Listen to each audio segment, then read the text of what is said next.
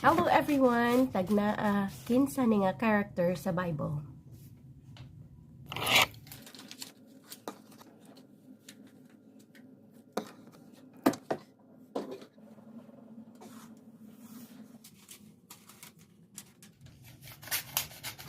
Thank you.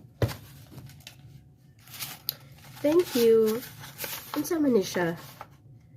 Mao ni siya ang mensahe sa haring ni Hari, Xerxes. 1. Gusto na pud niya na moadto na pud ko sa iyang party. Kay unsa man ni siya, nahubog na pud ni siya, iya na pong ibandera ang akong kagwapa. Well, wala ko sa mood karon. Ako'y pedicure o manicure na schedule. Dili pwede. I'm sorry, I said no.